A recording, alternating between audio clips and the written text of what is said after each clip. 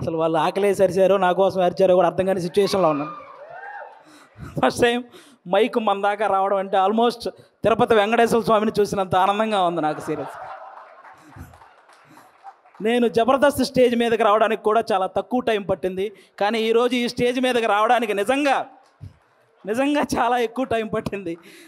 ఒక టైంలో ఇలా అందరూ మాట్లాడుకుంటూ పోతే ఆగస్టు 9th వచ్చేస్తుందేమో అని సందేహం కూడా వచ్చింది. చిన్న సందేహం కూడా వచ్చింది నాకు నిజంగా. అసలు బేసిక్గా ఈ ఈవెంట్కి నేను ఇంకా కొంచెం ముందే రావాలి. దారిలోనే ఈ ఈవెంట్ చూసుకుంటూ వస్తున్నా. ఈలోపు వాడెవడో సుమగారికి లవ్ యూ చెప్పాడు. మాదాపూర్ వెళ్ళాల్సిన వాడిని అటు మణికొండ వెళ్ళి తిరిగి మళ్ళీ రివర్స్ అయ్యి వచ్చారు. ఎందుకంటే రాజీవ్ కనకాల గారే ధైర్యం చేయరు సుమగారికి చెప్పడానికి. అలాంటిది అతను ధైర్యం చేశాడు. అది సీరియస్గా సాహసం అనే చెప్పాలి అది. ఓకే, ఈ సినిమా నువ్వా చాలు మళ్ళీ చెప్తావేంటి?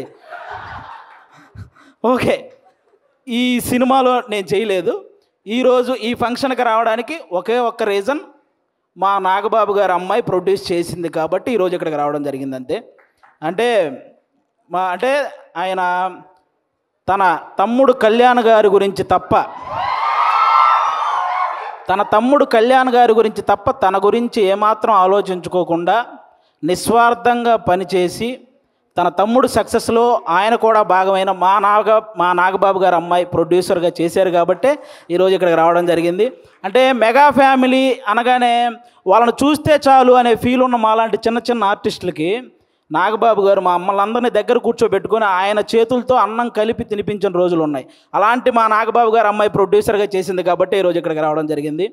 వాళ్ళ అన్నదమ్ముల గురించి ఎవరైనా తప్పుగా మాట్లాడితే ఆయన అడ్డుగా నిలబడి నన్నేమైనా అనండి కానీ నా అన్నదమ్ముల జోలికి మాత్రం రావద్దని ఒక గోడలాగా నిలబడి ఎప్పుడు వాళ్ళని కాపాడుకుంటూ వస్తున్న మా నాగబాబు గారు అమ్మాయి ప్రొడ్యూసర్గా చేసింది కాబట్టే ఈరోజు ఇక్కడికి రావడం జరిగింది. అంటే ఎప్పుడు అన్నయ్య మంచితనం, తమ్ముడు మంచితనం ఇవే మాట్లాడుకుంటూ ఉంటాం. కానీ వాళ్ళని మాకు ఇంత దగ్గరగా చేసిన మా నాగబాబు గారి మంచితనం కూడా మీ అందరికీ తెలియాలి. అందుకే ఈరోజు ఇది చెప్తున్నాను అనమాట. ఇంకా మీ అందరికీ తెలుసు, నిహారిక గారు ఇప్పుడు కాదు ఒక 10 years బ్యాక్ మీకు ఒక స్కిట్ చేశారు, డి వర్సెస్ జబర్దస్త్ అని. అందులో నాగబాబు గారి క్యారెక్టర్ చేశారు నిహారిక గారు.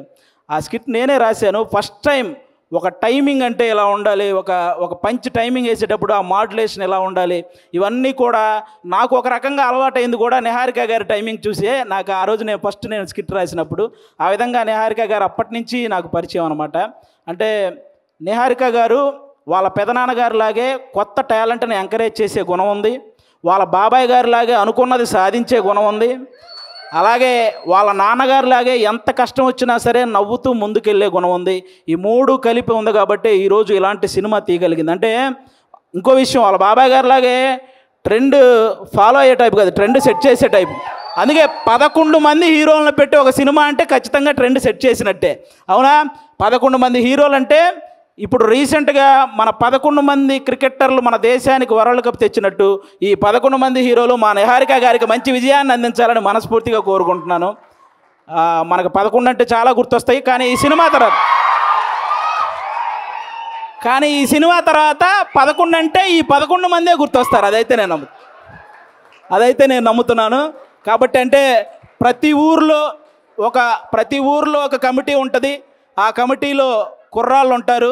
బేసిక్గా సమస్యను క్రియేట్ చేసేది వాళ్ళే, సమస్యను సాల్వ్ చేసేది వాళ్ళే. అలాంటి కుర్రాళ్ళు అనమాట. అలా ప్రతి ఊర్లో ఉంటారు కాబట్టి ఈ కమిటీ కుర్రాళ్ళంతా మీరంతా ఒక్కసారి మీ ఊరోళ్ళందరికీ కూడా ఈ కమిటీ కుర్రాళ్ళు సినిమా చూపించాలని మనస్ఫూర్తిగా కోరుకుంటున్నాను. ఎందుకంటే ట్రైలర్ చూస్తే అర్థమవుతుంది. మీరందరూ ఈ సినిమా చూసినప్పుడు మేము కూడా ఇలా చేసేవాళ్ళం కదా అని గుర్తు చేసే క్యారెక్టర్లు ఉన్నాయి. మేము ఇలా ఎందుకు చేసాం అని ఆలోచింపజేసే క్యారెక్టర్లు ఉన్నాయి. ఇక నుంచి ఇలా చేద్దాం అని అనుసరించే క్యారెక్టర్లు కూడా ఉన్నాయి అనిపిస్తుంది ఈ సినిమాలో.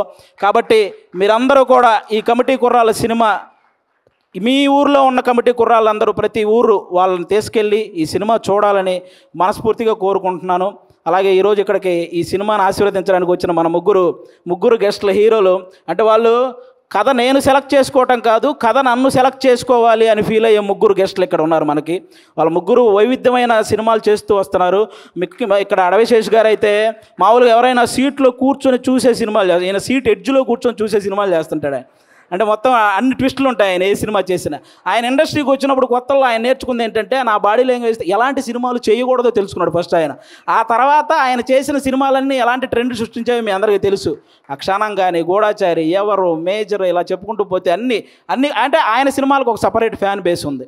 ఇంకా మా సాయి ధర్మ తేజ్ గారు మామూలుగా ఎవరైనా పేరులో ఇంటి పేరు పెట్టుకుంటారు, కొంతమంది క్యాస్ట్ పేరు పెట్టుకుంటారు, కొంతమంది నాన్నగారి పేరు పెట్టుకుంటారు. కానీ ఫస్ట్ టైం పేరులో అమ్మగారి పేరు పెట్టుకొని ప్రతి ఒక్కరూ వాళ్ళ అమ్మని అంతలా గౌరవించాలి అని మనందరికీ ఒక సంకేతాన్ని ఇచ్చినటువంటి హీరో మన సాయి ధర్మ తేజ్ గారు. అంతేకాదు రీసెంట్గా ఒక ఓల్డ్ ఆర్టిస్ట్ మన పావలా శ్యామల గారు ఇబ్బందుల్లో ఉంటే ఆవిడకి 5 లక్షల సహాయం చేశారు మన సాయి ధర్మ తేజ్ గారు. అంటే సంపాదించే శక్తి దేవుడు అందరికీ ఇస్తాడు, కానీ సహాయం చేసే మనసు కొంతమందికే ఇస్తాడు. అందులో మన సాయి ధర్మ తేజ్ గారు కూడా ఉండడం నిజంగా మనందరి అదృష్టం. అంతేకాకుండా రీసెంట్గానే అంటే తండ్రికి కూతురికి కూడా తప్పుడు సంకేతాలు చూపిస్తూ చేసిన ఒక వీడియో మీద మొట్టమొదట స్పందించిన హీరో మన సాయి ధర్మ తేజ్. ఈరోజు సోషల్ మీడియాలో ఈ అమ్మల్ని తిట్టేవాళ్ళు, అక్కల్ని తిట్టేవాళ్ళు తగ్గుతూ వస్తున్నారంటే దానికి రీజన్ మన సాయి ధర్మ తేజ్ గారు తీసుకున్న ఆ రోజు డెసిషన్ అనమాట. అలా ఆ సాయి ధర్మ తేజ్ గారు కానీ ఇంకా మా వరుణ్ తేజ్ గారు, మా నాగబాబు గారు అబ్బాయి. అంటే నేను తొలి ప్రేమ సినిమా ఫస్ట్ నాకు తొలి ప్రేమ సినిమా ద్వారానే సినిమాల్లో ఒక సక్సెస్ వచ్చింది. అది తీసిన డైరెక్టర్ కూడా ఇక్కడే ఉన్నారు, వెంకీ అట్లూరి గారు. అంటే ఆయన కూడా మెగా ఫ్యామిలీ నుంచి వచ్చిన ఒక హీరో అన్న గర్వం ఎక్కడా ఉండదు మా వరుణ్ తేజ్ గారికి. చిరంజీవి గారు లాగే వైవిధ్యమైన కథలను ఎంచుకుంటూ వెళ్తుంటారు. అంటే అప్పట్లో చిరంజీవి గారు రుద్రవీణ చేశారు, గ్యాంగ్ లీడర్ లాంటి సినిమా చేశారు, అలాగే చంటబ్బాయి లాంటి కామెడీ సినిమా చేశారు, ఆపద్ బాంధవ్ లాంటి ఒక ప్రయోగమైన సినిమా చేశారు. అలాగే మా వరుణ్ తేజ్ గారు కూడా తొలి ప్రేమ లాంటి లవర్ బాయ్ క్యారెక్టర్ చేశారు, ఫిదా లాంటి పక్కింటి అబ్బాయి లాంటి క్యారెక్టర్ చేశారు, అంతరిక్షం లాంటి ప్రయోగం చేశారు, గద్దలకొండ గణేష్ లాంటి మాసు చేశారు, F2 లాంటి ఫన్. అంటే ఒక డైరెక్టర్కి ఛాలెంజ్, నేను ఏదైనా చేయగలను, మీరు ఎలాంటి సబ్జెక్ట్తో వచ్చినా చేయగలను అనే హీరోగా మా వరుణ్ తేజ్ గారు తయారవుతున్నారు. కాబట్టి ఇలాంటి గెస్టులు ఈరోజు మన దగ్గరికి రావడం నిజంగా మీ సినిమాకి, అలాగే ముఖ్యంగా ఇక్కడ ఈరోజు ఎవరైతే కుర్రాళ్ళు ఉన్నారో మొత్తం, నేను బేసిక్గా ఇక్కడ ఎవరో కొత్త కుర్రాళ్ళు అన్నారు, కానీ వాళ్ళు స్టేజ్ మీద మాట్లాడింది, ట్రైలర్లో చేసింది చూస్తే ఈ ముందున్న వాళ్ళందరూ కొత్త కుర్రాళ్ళు అనిపించింది నాకు.